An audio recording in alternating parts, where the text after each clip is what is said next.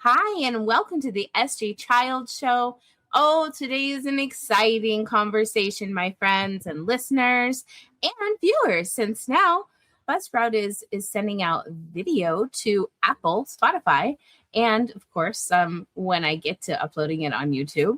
So it's going to be a great conversation. This is somebody who I've just recently made a wonderful connection with, and I'm excited to not only share with you the passion and inspiration behind what he does, but really who he is and some exciting upcoming things that he's going to be a part of that we'll talk about too. So without further ado, Theo, I'm so excited to have you on my podcast. Thank you so much. Thank you. And thank you so much for having me. Yeah, I'm really stoked. First time doing a podcast. Being a host or being a guest on a podcast. I'm just like, all right, let's see what it's all about. Yeah, I'm stoked for everything. It's exciting. And it's just such like a genuine conversation. Mm-hmm. And by the end of this, we'll be more friends. Okay. I'm all for we are now. Is that even possible? Not just joking.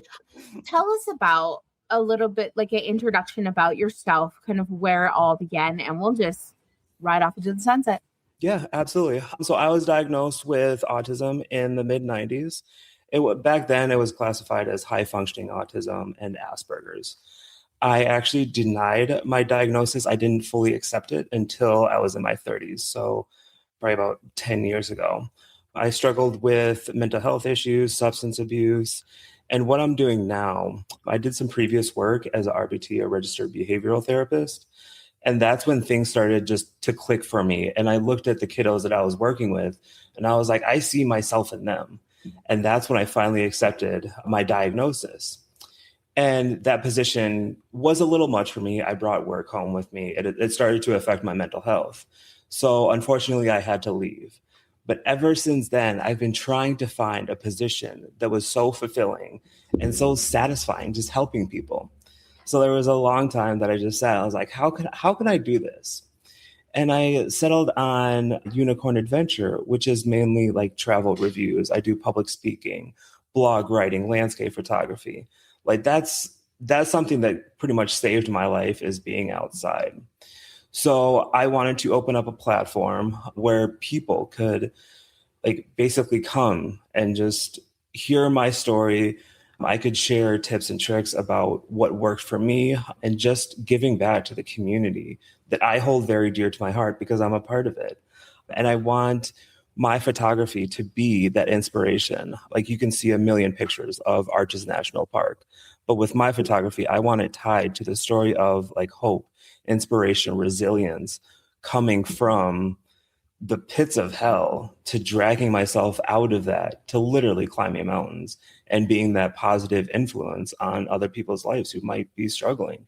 Mm-hmm. And ultimately, I want to be the person that I needed when I was younger, kind of just that inspirational mentor kind of person in someone's life. I love that.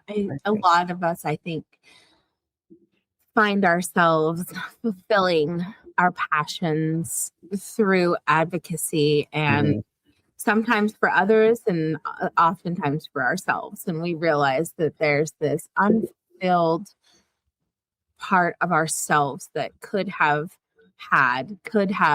been led in this direction if somebody could have just believed in us, if exactly. We could have just had the right understanding of who we were and like how we existed in the world.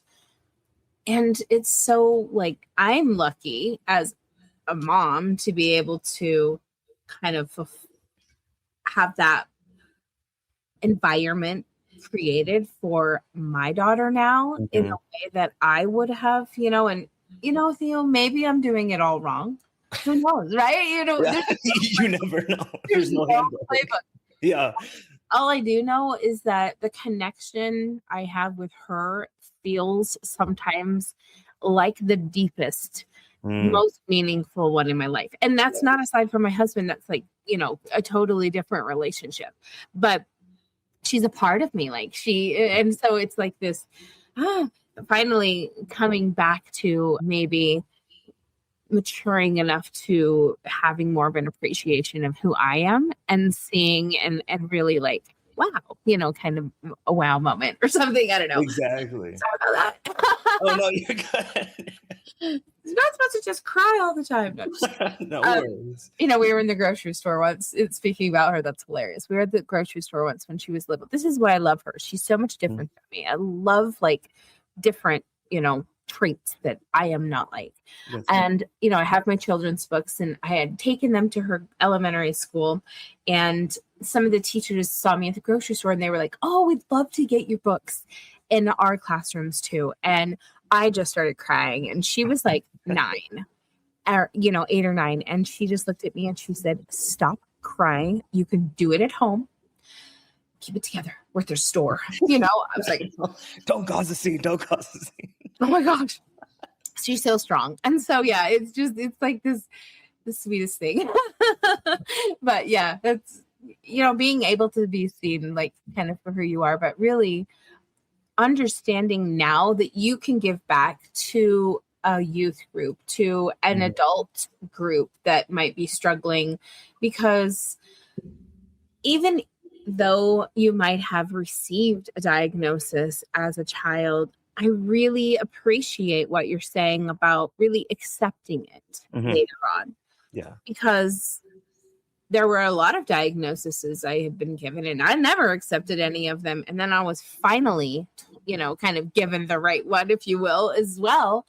And I felt so right. And it felt so much better for me. And I understood myself and I understood the overlap and strange sensory things when I was young. And, if I got one more drama queen freaking t-shirt or keychain from somebody, I'll tell you, I could have started the whole world on fire with those things.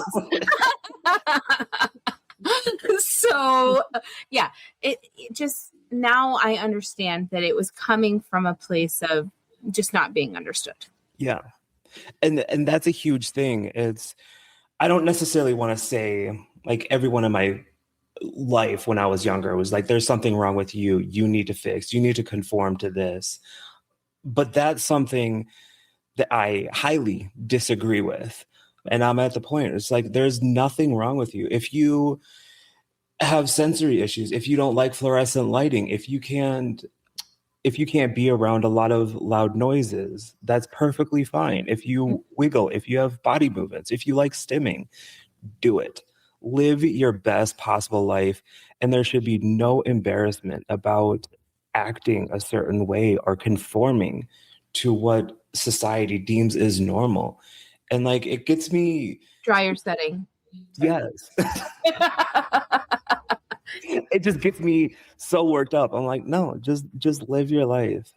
And yeah, I like the term like spectrum, because it is a spectrum. It's just like a rainbow of just amazing uniqueness and just being yourself. Hence the name Unicorn Adventure, because unicorns are extraordinarily unique, magical, whimsical, whatever you want to say.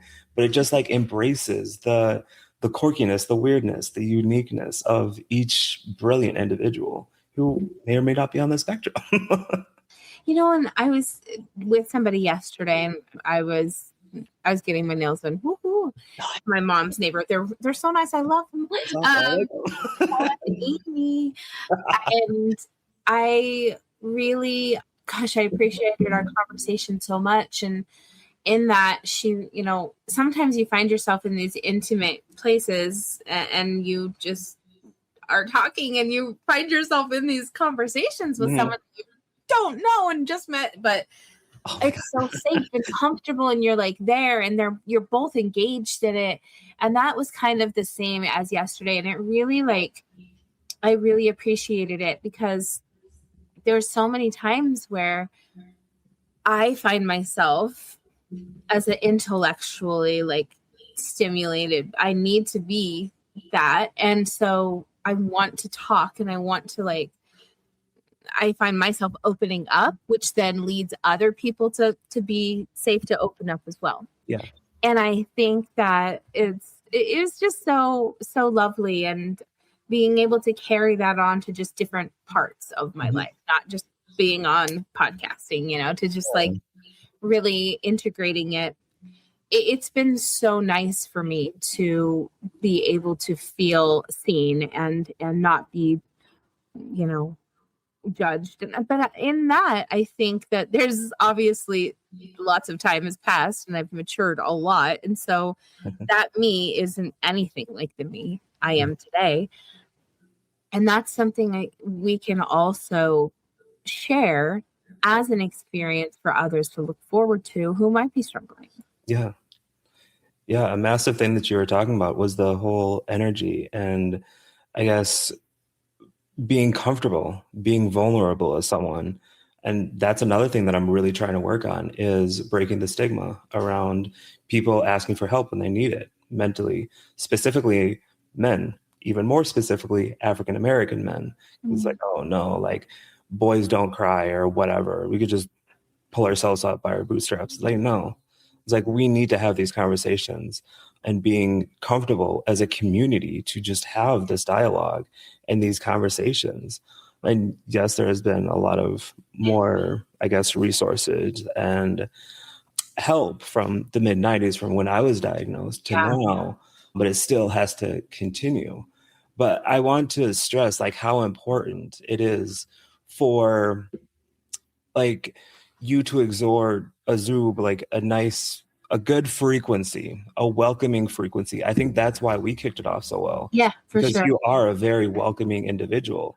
And I didn't feel judged for a second if I'm stimming or what have you. I never felt like, oh, it's Theo, he's being weird.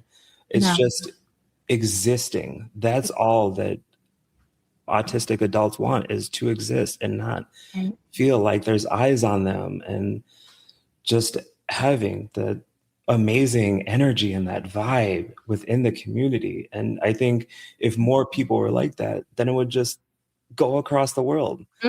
Like there's something so powerful about people with a high frequency and who are just existing and again living their best possible life. It's magical. And it's so funny because when you're saying that, I'm picturing like our evening the other night when we had the meetup, and it feels like I intentionally brought together the providers, but how many of those providers are also neurodiverse? And I didn't even think that. I didn't even consider that. Really? Then we all show up and we're like, hey, wait a second. Yes. Oh my gosh. And I just came like right now, I'm just having this conversation, okay? That like so many of us in the room, why we were so comfortable with each other, why we accept all of the, all of the clients that each of those people serve. I love it. I'm so excited. Yeah. So excited and one thing that I really like about those meetups is that I like structure. This person, I like to have itineraries, but there's a little wiggle room for like chaos. And what I like about the meetups is that there is structure. You have the questions, but been to 2 of them and we've not gotten past question 2 or 3. For real. And it's just, and that doesn't matter because we vibe so well. It's just like, okay, the conversation over here. And it's very fluid. It's not like, okay, we have to ask like, why did you get into the autistic community? This is very fluid and just nice to be around people like that. Isn't it? That energy around them. No, I think that you're right. I'm so glad that you were at both of them too, so that you could tell there was like there was 2 different they were like different vibes, but at the end they were just the same.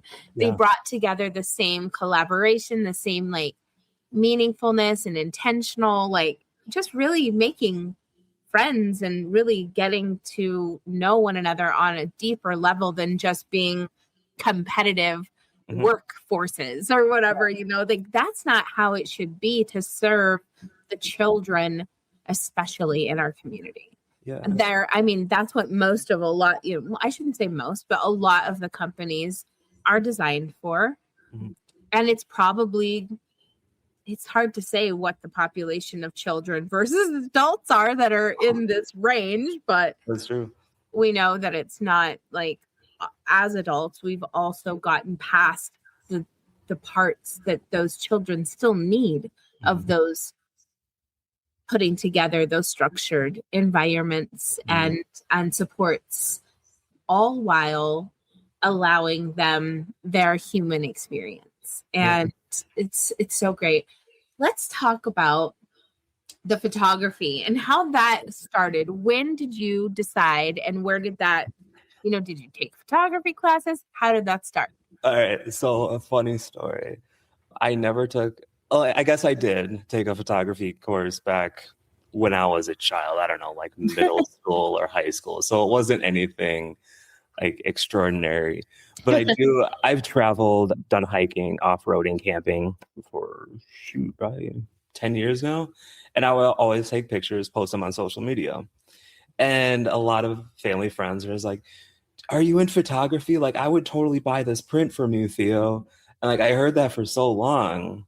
And I'm like, maybe there's actually something to this. Yeah. So in a certain way, I feel like I kind of fell into it.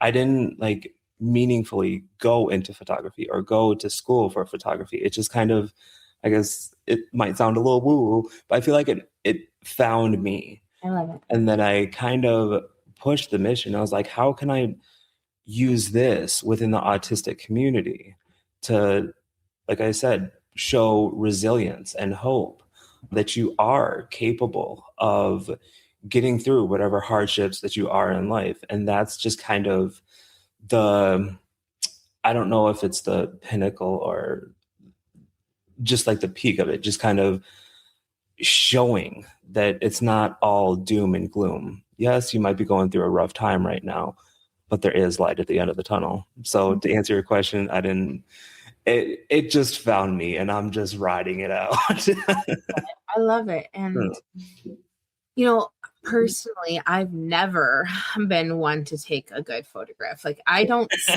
through the camera as you and others might. And I'm so lucky to have my husband loves to he's always been good being able to view things that way. Mm-hmm. And his,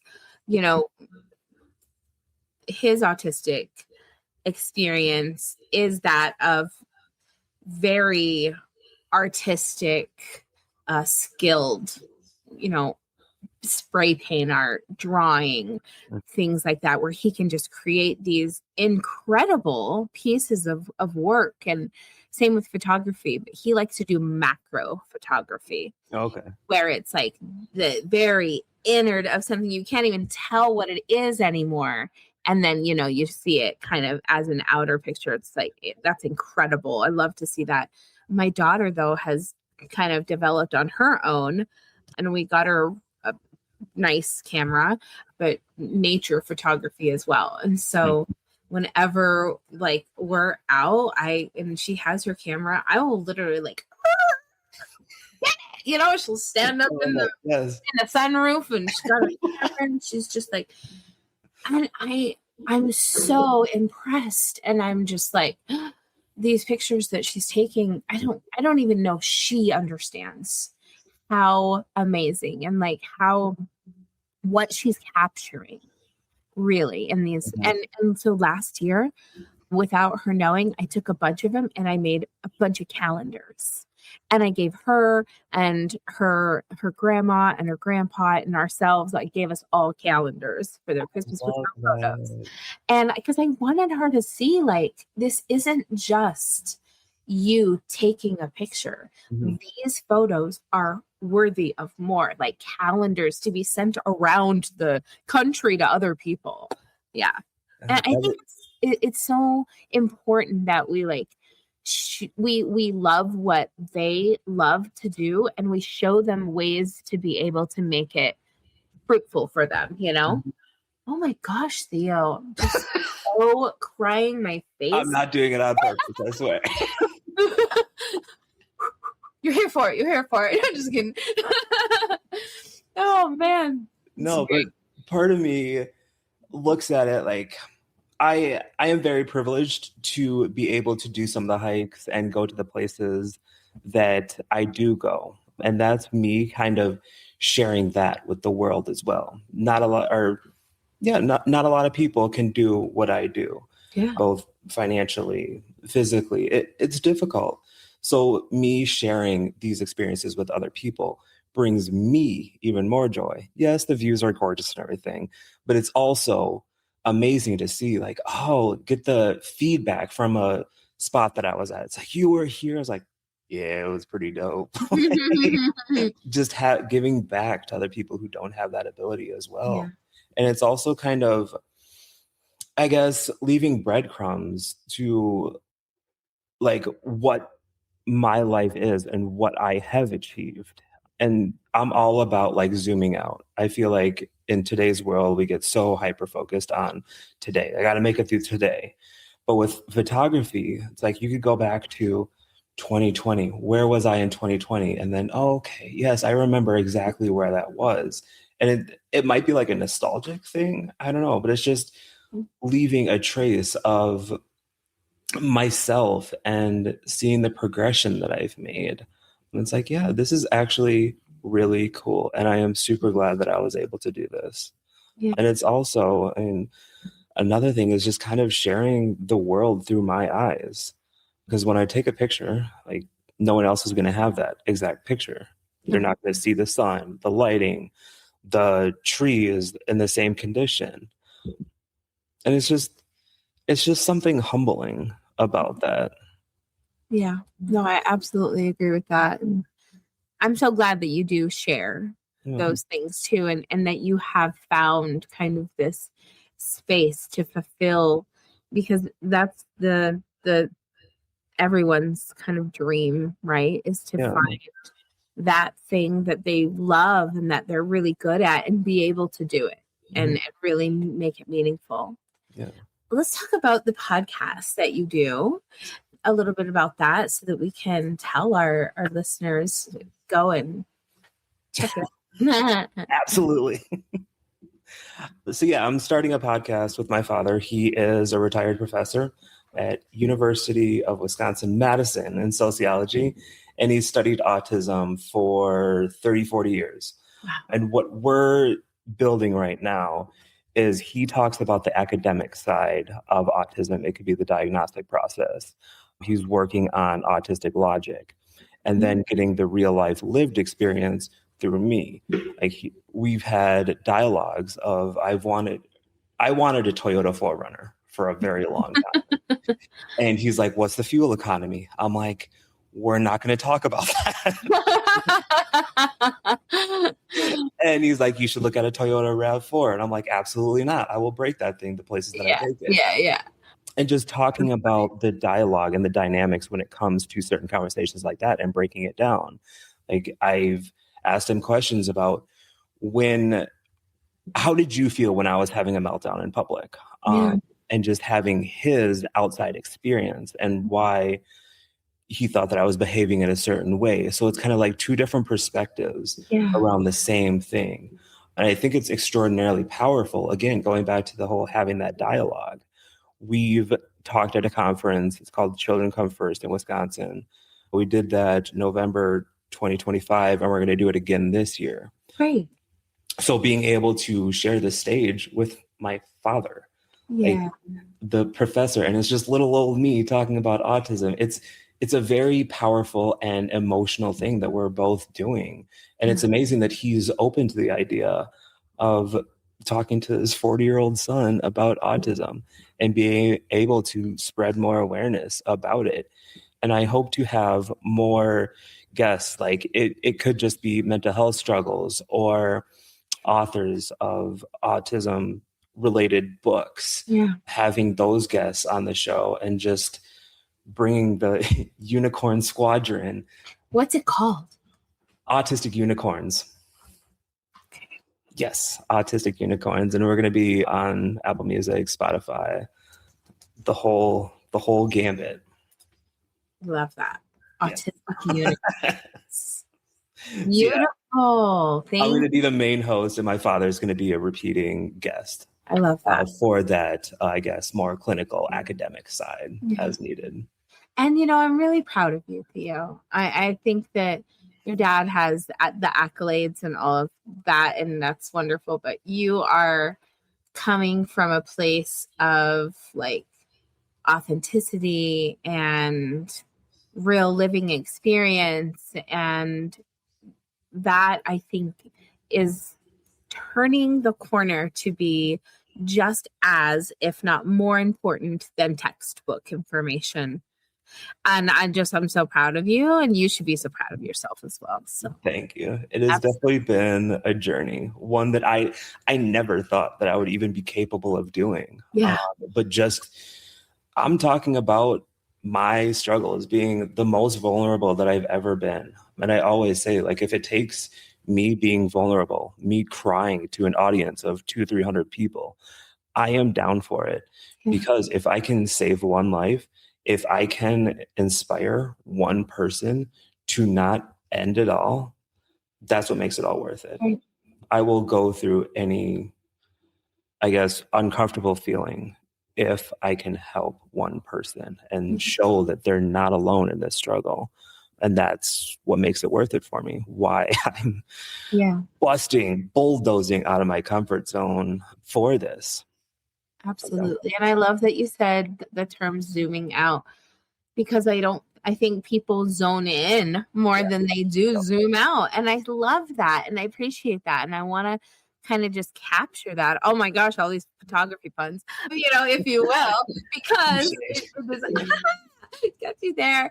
But I really think that it's something that maybe is a skill that you are naturally, have. And I hope that other people can learn how to appreciate it from that perspective. Mm-hmm.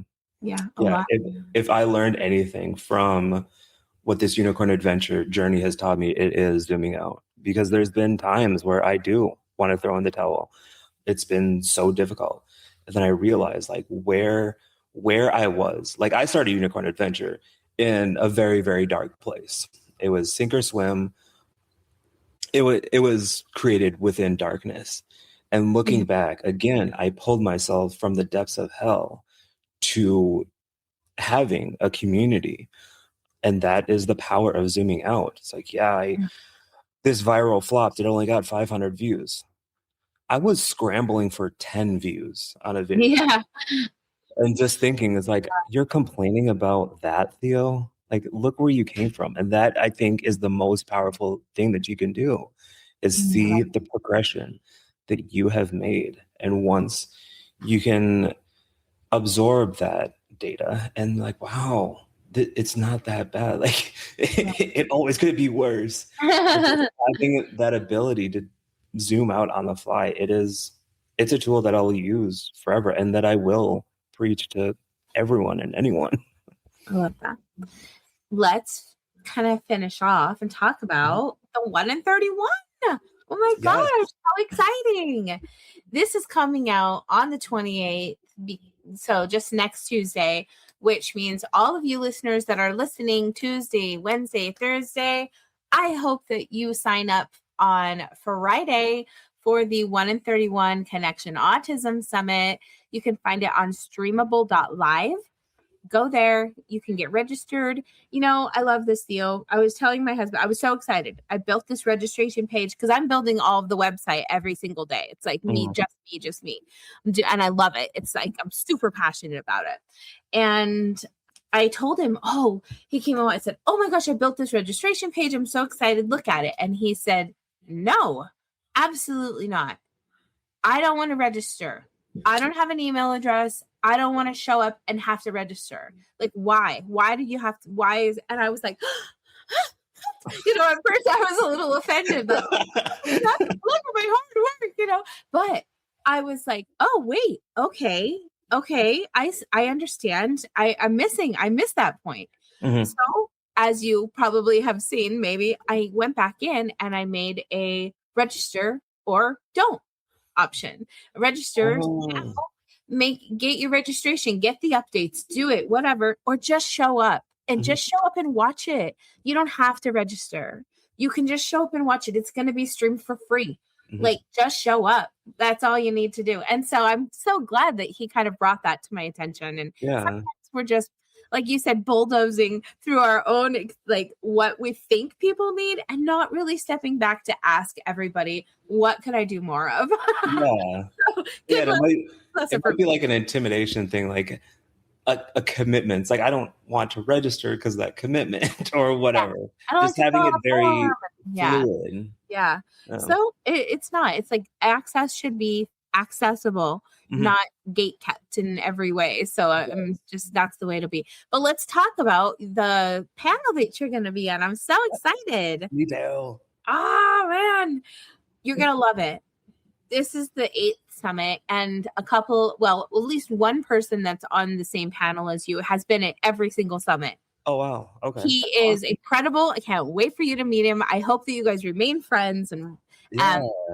Martin Sling's dad, you're gonna really like love his passion and his inspiration and stuff too. That's amazing. Yeah, I think you're gonna have so much fun. And there's so many speakers that I've never met before. I would say 85% of the speakers I've never met. Insane. Yes, that's insane. And there are literally over 80 speakers, you know? And I think that's really the power of moving forward with autism education and information. And I love and respect all of the people who have come before and have been the voices and the faces of autism. And I also believe that there's nothing better than to refresh that page and see all kinds of new faces and really understand that, I'm going to have to ask my son because he's the calculator man. Can calculate on just a seconds. And the last time that it was the 1 in 31, so last year, I said to him, DJ, what's the population of the world? And he told me what it was, 9 million something. And I said, well, how many people then are autistic? If 1 in 31, like just in the US, like how many average would you say are autistic in the world? And he said 183 million. And so think of that. We are just 80 something voices of 183 million experiences out there.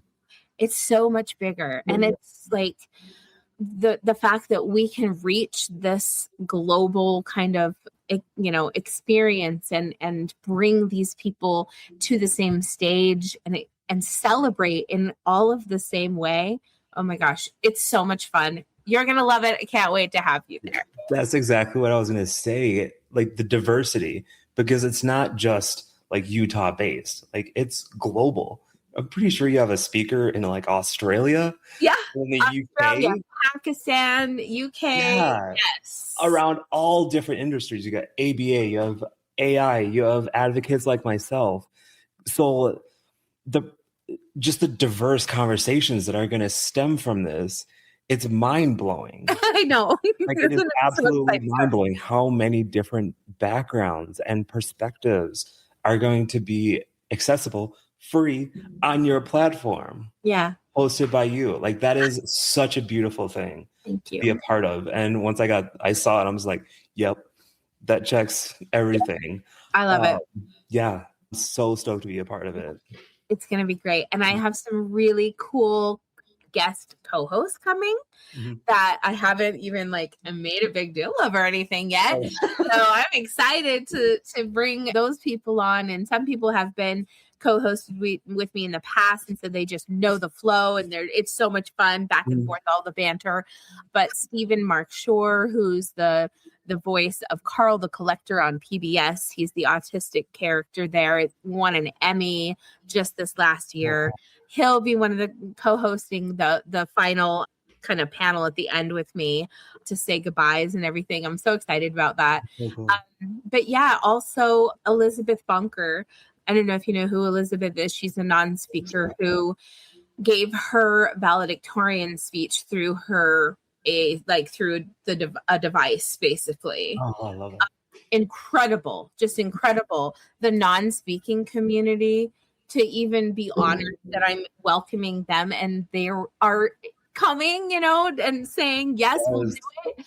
Yes. Oh my gosh. I'm so excited. Somebody give me a paper bag or something over here.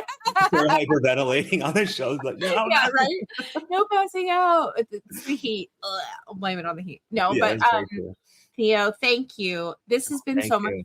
fun. I hope that your first episode was the best one you'll ever remember and not the worst one that you'll never want to do.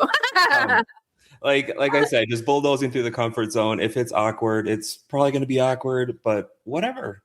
Yeah, I'm down for it. I love it. I'm down for the awkwardness and embracing everything. It's so great. And this is the platform we'll be using. So you're already comfortable. You already know what it looks like and have already shown up. So it's going to be just fantastic. Yeah. Very cool. Well, thank you so much. Is there a website I can send listeners and viewers to? Yes. The website is unicornadventure.blog. And my Instagram handle is unicorn__adventure. Might not be able to type that as fast, but I'm getting there. I should have done this Multitasking. Well, see, and we got to make sure I spelt it right. Unicornadventure.blog. Can you tell me the other one? Instagram is unicorn__adventure. Okay. Adventure. Bam. Yeah. Yay. Okay. Make sure that you go check out Autistic Unicorns podcast, the unicornadventures.blog, unicorn__adventure on Instagram. And Theo, what a pleasure it's been talking to you. I only have to wait I don't have to wait at all to talk to you. I can call you later if I wanted to. I was about to say, yeah, I'm so excited. No, I'm so grateful that we made this connection. Absolutely. And I can't wait to see what great collaborations we get to make in the future. So it's unlimited at this point. Yep, absolutely. Thank you so much for your time today. Thank you. I appreciate it. We'll talk to you soon. All right. Bye.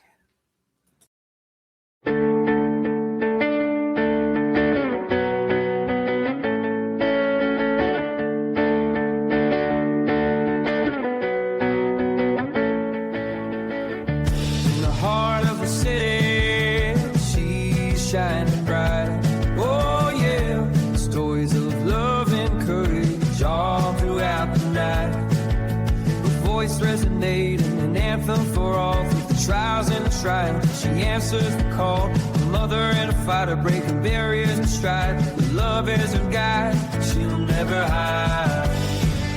She's changing the world for you, with a heart that's fierce and strong, and put these melodies.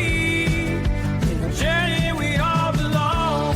Followers gather like stars in the night. So bright, 44,000 voices sharing in the light. She stands for family, advocates for more. A movement of compassion, ways will soar. Podcast together, a symphony of support. Creating life, changing rapport. She's changing the world for you. A heart that's fierce and strong, and put these melodies in a journey we all belong. Through her eyes, a vision clear. Together we ride, shedding fears in every heart. She plants the seed of understanding and love we dearly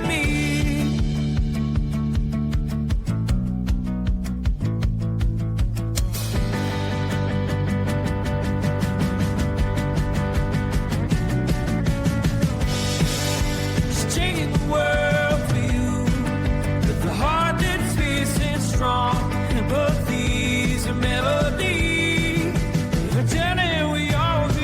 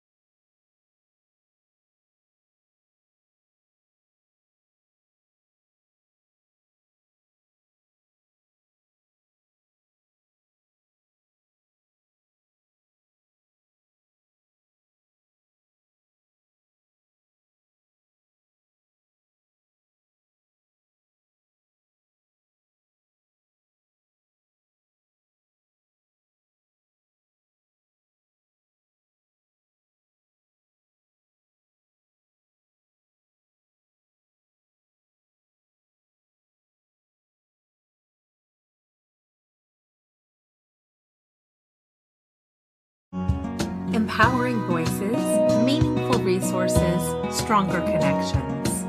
Be a part of it. This is the Neurodivergent Resource Podcast. Join us.